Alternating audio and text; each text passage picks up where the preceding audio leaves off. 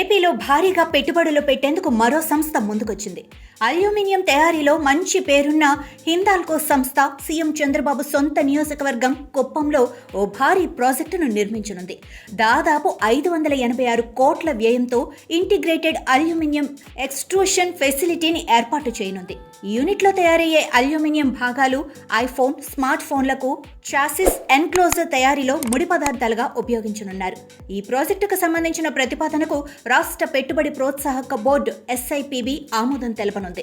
ఈ పెట్టుబడి ఏపీ చరిత్రలో కీలకం కానుంది.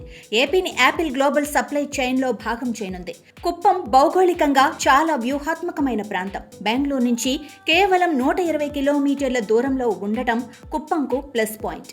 ఇక చెన్నై నుంచి కుప్పం మధ్య దూరం 200 కిలోమీటర్లు మాత్రమే. ఈ రెండు నగరాల మౌలిక సదుపాయాలను ఉపయోగించుకునే వెసులుబాటు ఇక్కడ పెట్టుబడులు పెట్టేవారికి ఉంటుంది. అన్ని సవ్యంగా జరిగితే హిందాల్కో ప్రాజెక్ట్ 2027 నాటికి పూర్తవుతుందని చెబుతున్నారు అధికారులు. దాదాపు ప్రత్యక్షంగా 1000 మందికి ఉద్యోగాలు లభిస్తాయని చెబుతున్నారు.